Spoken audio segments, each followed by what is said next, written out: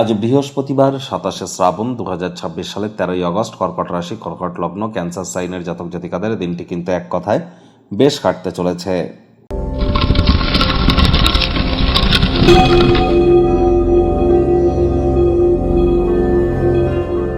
ভিডিওটির শুরুতেই স্ক্রিনে আপনারা দেখতে পাচ্ছেন বৃহস্পতির বীজ মন্ত্র ওম গ্রাং গ্রিং গ্রৌং স গুরবে নমঃ।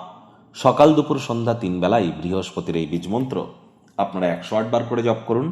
অত্যন্ত আপনারা উপকৃত হবেন, এ বিষয়ে কোনো সন্দেহের অবকাশ কিন্তু নেই।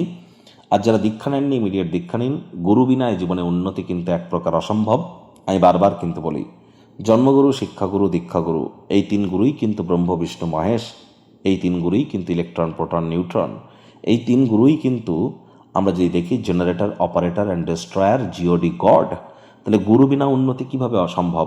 মন্দিরে গিয়ে ডাইরেক্ট পুজো দেওয়া যায় না, একজন পুরোহিত লাগে, মাধ্যম লাগে ঈশ্বরের কাছে পৌঁছাতে গেলে, আর সেটাই কিন্তু গুরু। এব মুক্তা ঋষিকেশ গুড়াকেশ পরম তপ, গীতার 2য় অধ্যায়ের 2য় শ্লোক এটি। তাহলে অবশ্যই আপনারা গুরু প্রাপ্তির চেষ্টা করুন। আর বৃহস্পতি কিন্তু 7.5 বছরের জন্য অতিচারী হয়েছেন, তারাই কিন্তু প্রোটেকশন পাবেন যারা দীক্ষিত। আর এখানে অবশ্যই আজ সাত্ত্বিক জীবনযাপন পালন করুন, নিরামিষ খাদ্যাভ্যাস বৃহস্পতিবার করে অন্তত আপনারা বজায় রাখুন। হলুদ রঙের বস্তু, বস্ত্র সামগ্রীর প্রয়োগ একটু বেশি করে করুন। ব্লু কালারের কোনো ড্রেস যেন আজ ভুলেও আপনারা পরিধান করবেন না। আর আপনার জন্মগুরু, আপনার শিক্ষাগুরু, আপনার দীক্ষাগুরু, এই 3 গুরুর প্রাপ্তিতে আপনাদের নিরলস প্রচেষ্টা কিন্তু করা উচিত।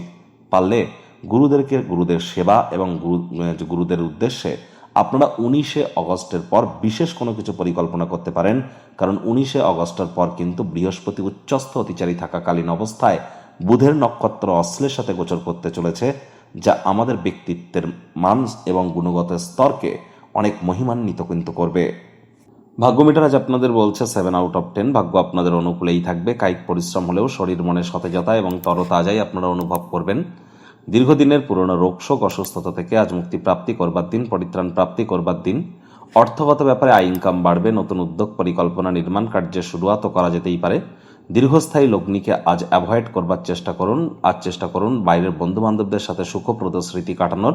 আপনার তরফে বিশেষ কিছু না করেও অন্যদের নজর বা দৃষ্টি আকর্ষণ করবার জন্য দিনটি কিন্তু দুর্দান্ত। চাকরিজীবীদের অফিসে কম কথা বলে কাজ বেশি করতে হবে। মনের থেকে মস্তিষ্ককে বেশি দাম দিতে হবে। কোনো প্রকার অফিস পলিটিক্স বা গসিপিংয়ের অংশ যেন হবেন না। বসের কিন্তু কুনজরে আপনারা পড়ে যেতে পারেন।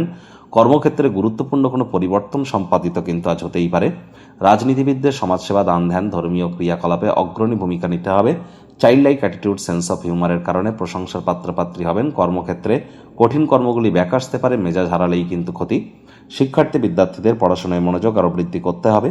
উচ্চশিক্ষার জন্য যারা বিদেশ যাত্রার কথা ভাবছিলেন, ভাগ্যদেবী আজ আপনাদের পক্ষে নেই। সন্তান সন্ততি থেকে থাকলে তাদের দিকে সজাগ দৃষ্টি আপনারা বজায় রাখুন। হাউস ওয়াইফ যারা আছেন, দিনের শুরুটা তাড়াতাড়ি করুন। প্রেমিক প্রেমিকা, স্বামী স্ত্রী, না ভাব ভালোবাসা, রোম্যান্স, না তর্ক বিতর্ক, অশান্তি, কোনোটাতেই বাড়াবাড়ি যেন করবেন না। অন্যান্য দিনের ন্যায় আজকের দিনটিকে সাধারণ হিসাবে ট্রিট করবার আপ্রাণ প্রচেষ্টা আপনাদেরকে করতে হবে। শত্রুপক্ষ, বিরোধী পক্ষ আজ কিন্তু খুব একটি শক্তিশালী থাকছে না, সুতরাং এ বিষয়ে অতিরিক্ত টেনশন নেবেন না। আজ গৃহের পরিবেশ শান্তিপূর্ণ, নির্ঝঞ্ঝাট পরিগণিত হবে। ওই বললাম না, আপনার তরফে বিশেষ কিছু না করেও আজ কিন্তু অন্যদের নজর বা দৃষ্টি আকর্ষণ আপনারা করতেই পারেন। বন্ধু বান্ধবদের সাথে আউটিংয়ে যান, হ্যাং আউট করুন। মেন্টাল রিলিফ আপনারা সেখানেই প্রাপ্তি করবেন। কাছের মানুষটির সাথেও কোথাও ঘুরতে যাওয়ার পরিকল্পনা করতে পারেন। শেষ মুহূর্তে পরিকল্পনা ভেস্তে যেতে পারে। আবারও বলছি, মেজাজ যেন হারাবেন না। অহেতুক তর্ক বিতর্ক করা থেকে বিরত থাকুন।